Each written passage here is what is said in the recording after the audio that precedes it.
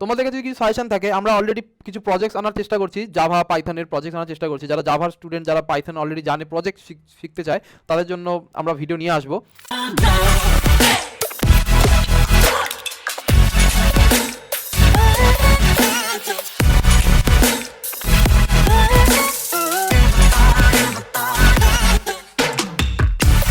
Hello friends, welcome to tech Ghosh. তো আমরা আমাদের সি প্লেলিস্টের প্রায় শেষের মুহূর্তে চলে এসেছি।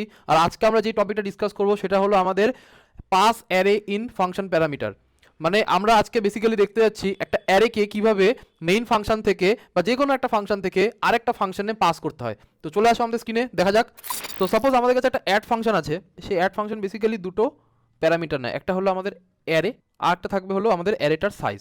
তারপরে আমরা এই অ্যাড ফাংশন কি করবে, এই অ্যারের ভেতরে যতগুলো এলিমেন্ট আছে সবগুলোকে যোগ করে দিয়ে, ধরুন একটা ইন্টিজার ফাংশন, তো এই ফাংশনটা কি করবে, একটা ইন্টিজার সাম নামে ভ্যারিয়েবল তৈরি করবে যার মধ্যে 0 আছে। তারপর একটা ফর লুপ চালাবে i less than n and i plus plus, and then এই অ্যারের মধ্যে ট্র্যাভার্স করবে আর এক একটা এলিমেন্টকে যোগ করবে, সামের ভেতরে নিয়ে নেবে, plus equal to A R R of i। এটা হলো আমাদের সেই ফাংশনটা। দেখো মেইন ব্যাপারটা এটাই যে এখানে এই অ্যারেটা আসছে কোথা থেকে, এই ইন্ট এআরআরটা আমাদের আসছে কোথা থেকে, এই ইন্ট এআরআরটা আসছে আমাদের একটা অন্য ফাংশন থেকে, যেই ফাংশনের ভেতর থেকে আমরা এই ফাংশনকে কল করব, যেই ফাংশনের ভেতর থেকে এই ফাংশন, সেটা আমাদের মেইন ফাংশন হতে পারে বা একটা আমাদের এক্স ওয়াই জেড অন্য কোনো ফাংশন হতে পারে। কিন্তু মেইন মুদ্রাটা এটাই যে এই যতক্ষণ না এই অ্যাড ফাংশনে আমরা একটা অ্যারে পাস করছি এবং কমা দিয়ে দেখো এন লিখেছি, এন মানে হলো তো এই অ্যারেটার সাইজ পাস করছি, ততক্ষণ আমরা এই অ্যাড ফাংশনে কাজ করতে পারবে না। এখন কিভাবে পাস করতে হয়, চলে আসো আমাদের ভিএস কোডে দেখে নিই। সো ভিজুয়াল স্টুডিওতে আমি একটা ফাইল বানাচ্ছি, pass array as param for parameter, ঠিক আছে, pass array as param dot C নামে। আমরা প্রথমে hash include stdio dot H void main, আর এখানে আমরা সয়েড মেন হয়ে গেছে, এখানে ভয়েড মেন হতে হবে। ইউজার কাছ থেকে ধরো না একটা ইনপুট নিচ্ছি, ইন্ট এআরআর অফ এন। প্রথমে ইউজারকে আমরা কি বলবো, যে তোমার অ্যারের সাইজটা বলো। তো প্রিন্ট এফ, এখানে ইউজারকে বলছি please enter the size of your array. তোমরা অ্যারেতে কীভাবে ইনপুট নিতে লাগে সেটা তোমরা আগে জেনেছো। যারা যারা এই ভিডিওতে ডাইরেক্টলি এন্টার করেছো তারা অবশ্যই ওপরে গিয়ে আমাদের সি এর প্লেলিস্টটা পুরো ফার্স্ট থেকে ভিডিও দেখতে পারো। আর যারা জাস্ট অ্যারের টপিকটা দেখতে এসেছো তারা ফার্স্ট থেকে এখানে আরেকটা ক্লিক করলে আমাদের অ্যারের প্রথম ভিডিওটা আমরা এখানে দিয়ে রেখেছি, তোমরা এখান থেকে দেখতে পারবে। তো আমরা এখান থেকে ইউজারকে ইনপুট নিতে বললাম, আর এই ইউজার আমাদের একটা ইনপুট দিল ধরে নাও। তো আমরা স্ক্যানএপ দিয়ে ইউজার থেকে ইনপুট নেব, ইনপুট নাও হয়ে গেল, অ্যান্ড দেন একটা অ্যারে তৈরি করলাম ওই সাইজের, ঠিক আছে, অ্যারে তৈরি করলাম। এবার আমি ইউজারকে বলছি please enter % d elements. % d মানে কি হবে এখানটাতে, এখানে n হবে, মানে ও যদি 10 এন্টার করে তাহলে আমি বলবো যে প্লিজ এন্টার 10 এলিমেন্টস, 10টা এলিমেন্টও দাও এখন অ্যারের মধ্যে। আর 10টা নাম্বার আমি কীভাবে ইনপুট তুলে নেবো, i ইকুয়াল টু 0 দিয়ে, and then i less than n অবধি, n মানে n লেস দেন n মানে n এর আগে অবধি, and then i plus plus, and এখানে আমরা স্ক্যানএপ, এখানেও স্ক্যানএপ দেবো, অ্যান্ড দিয়ে % d দিয়ে এক একটা ইন্ডেক্সে আমরা ইনপুট তুলে নেবো, % d and comma ampersand ARR of I. সুন্দর, এত অবধি আমাদের অ্যারেটা পুরো ইনপুট নেওয়া হয়ে গেছে। এইবার আমরা কি করব, একটা অ্যাড ফাংশন বানাবো, যেটা এখনই তোমরা হোয়াইট বোর্ডে দেখলে।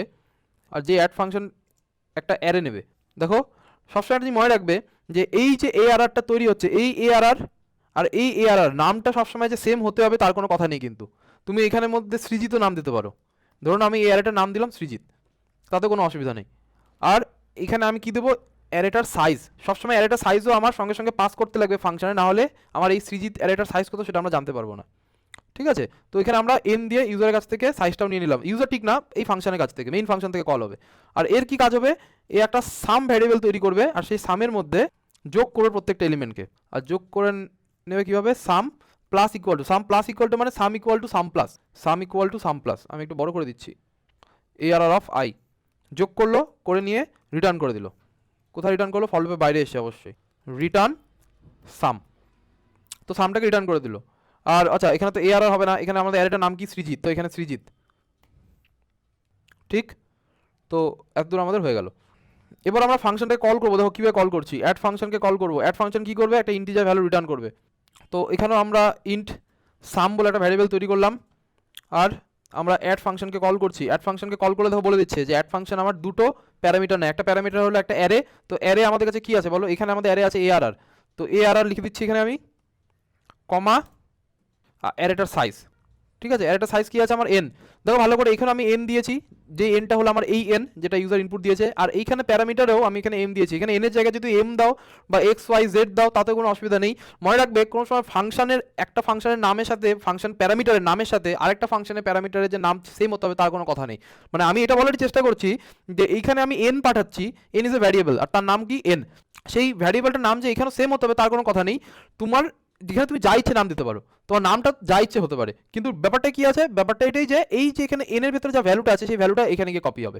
সিমিলারলি আমি এটাকে এন করে দিচ্ছি কারণ আমার এই পুরো জায়গাগুলোতে সবগুলোতে এন এন আছে, নাহলে যদি এখানে এক্স ওয়াই জেড করে দাও তাহলে হবে, এখানেও এক্স ওয়াই জেড করে দিতে পারো। আর দ্বিতীয় আরেকটা জিনিস কি, সেটা হলো এখানে দেখো এআর আর অ্যারে পাস করছি আর এখানে অ্যারেটার নাম দিয়েছি আমি সৃজিত, তাতে কিছু যায় আসে না। এই অ্যারের যা এলিমেন্ট আছে সেই এলিমেন্ট সবগুলো কিন্তু আমার এই সৃজিতের কাছে আসবে, এই সৃজিত অ্যারের কাছে আসবে।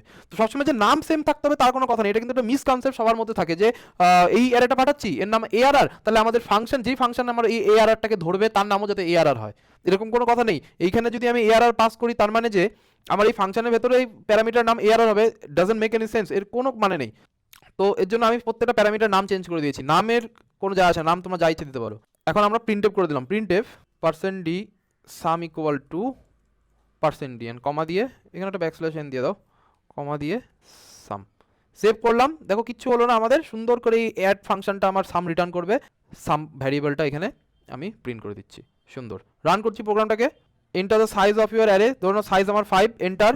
তাহলে আমি 5টা এলিমেন্ট, দেখো কি বলছে, প্লিজ এন্টার 5 এলিমেন্টস, তো 5টা র্যান্ডম এলিমেন্ট দিচ্ছি, 7 1 5 8 3, দেখো 7 1 5 8 3, এই 5টা নাম্বার যোগ করলে অবশ্যই 24 হচ্ছে। ঠিক আছে, তো এটাই হলো আমাদের মেইন মুদ্দা। দেখো আলটিমেটলি এই যে প্রবলেমটা আমরা সলভ করলাম এটা অলরেডি তোমরা জানো, একদম পাতি। এটাকে যদি তোমাদেরকে আমার বলা হয় একটা অ্যারে সাম কিভাবে করতে হয়, তোমরা অলরেডি আমরা ডিসকাস করে এসেছি একটা অ্যারের এলিমেন্টকে সাম কিভাবে করতে লাগে। কিন্তু মেইন যেটা ব্যাপার, মেইন মুদ্দা এটা এই ভিডিওটা বানানোর, সেটা হলো কিভাবে এই অ্যারেটাকে আমরা পাস করলাম। নর্মাল ফাংশন টপিকও আমরা দেখেছি, আমরা অ্যারে টপিকও দেখেছি, কিন্তু কোনো সময় আমরা এটা দেখিনি যে একটা ফাংশনের মধ্যে দিয়ে নর্মাল ভ্যারিয়েবলের মতনই একটা অ্যারে কীভাবে পাস করতে লাগে। তো এর মধ্যে কোনো অনেকে ডাউট থাকে যে অ্যারে পাস করতে গেলে আবার হাতিঘোড়া কী করতে লাগবে, হাতিঘোড়া কিচ্ছু করতে হয় না, জাস্ট এই সিনট্যাক্সটা ফলো করতে হয়, যেখানের মধ্যে এই যে ফর্মাল প্যারামিটারটা দেখতে পাচ্ছ, ফর্মাল প্যারামিটারে তোমাকে একটা নর্মাল অ্যারে তৈরি করার জন্য যা লিখতে হয় তেমন করে লিখতে লাগবে, যেখানে স্কোয়ার ব্র্যাকেটও দিতে হয়। কিন্তু কল করার সময় ভালো করে দেখো, কল করার সময় আমরা জাস্ট নামটা লিখলাম এআরআর, এখানে কিন্তু এআরআর স্কোয়ার ব্র্যাকেট দিলাম না আমরা, এআরআর স্কোয়ার ব্র্যাকেট এরকম করে পাস করার সময় জাস্ট নামটা লিখতে লাগে। কিন্তু আমার এখান থেকে পাস হলো 30 নম্বর লাইন থেকে পাস হলো, ধরলো কোথায়, ধরলো আমার এই 3 নম্বর লাইনে, কিন্তু যেখানে ধরলো সেখানে তোমাকে পুরো স্ট্রাকচারটা ইন্টিজার অ্যারে ধরবে, তার নাম হলো সৃজিত, প্লাস এটা স্কোয়ার ব্র্যাকেট দিয়ে আমি কি বোঝালাম যে এটা একটা অ্যারে। তো যেখানে ধরবে সেখানে কিন্তু তোমাকে এই পুরো জিনিসটা লিখতে হবে, আর যেখান থেকে পাস করবে সেখানে কিন্তু আমাদের জাস্ট নামটা লিখে দিলেই হয়ে গেল। এখানে জাস্ট এআরআর লিখে দিলে, আর হোয়াট ইজ দিস এআরআর, এখানে দেখতে পাচ্ছ এআরআর অলরেডি এখানে বানানো আছে, এআরআর মানে একটা অ্যারে, ও আমাদের কম্পাইলার অটোমেটিক বুঝে যাবে যে এআরআর হলো একটা অ্যারে। তো এটাই হলো আমাদের টপিক, এর থেকে বেশি কিছু নেই শেখার। তো আশা করছি এই ভিডিওটা তোমরা বুঝতে পেরেছো, যদি কোথাও অসুবিধা হয় কমেন্টে জানাও। আর তোমরা আগামী কী কী ভিডিও চাও, তোমাদের কাছে যদি কিছু সাজেশন থাকে, আমরা অলরেডি কিছু প্রজেক্টস আনার চেষ্টা করছি, জাভা পাইথনের প্রজেক্ট আনার চেষ্টা করছি, যারা জাভার স্টুডেন্ট, যারা পাইথন অলরেডি জানে, প্রজেক্ট শিখতে চায়, তাদের জন্য আমরা ভিডিও নিয়ে আসবো। তো তোমাদের যদি কিছু পার্টিকুলার স্পেসিফিক টপিক থাকে ডেটাবেসের ওপর, বা ধরে নাও মঙ্গো ডিভির ওপর, বা যদি ASP.NET-এর ওপর, আমরা অনেক ফ্রেমওয়ার্ক জানি, আমরা অনেক ভিডিও আগামী আনবো, কিন্তু তোমাদের যদি স্পেশাল কিছু রিকোয়ারমেন্ট থাকে তোমরা আমাদের জানাতে পারো, কমেন্ট করে জানাবে। প্লাস আমাদের ফেসবুক আছে, এখন আমাদের ইনস্টাগ্রাম আছে, প্লাস আমাদের techghosh.com-এ গিয়েও তোমরা আমাদেরকে জানাতে পারো। তো আশা করছি ভিডিওটা ভালো লেগেছে, যদি ভালো লাগে লাইক করো, কমেন্ট করো, আর বন্ধুদের মধ্যে শেয়ার করো। তোমাদের সাপোর্ট ছাড়া কিন্তু আমরা এগোতে পারবো না। দেখা হচ্ছে পরের ভিডিওতে, থ্যাংক ইউ।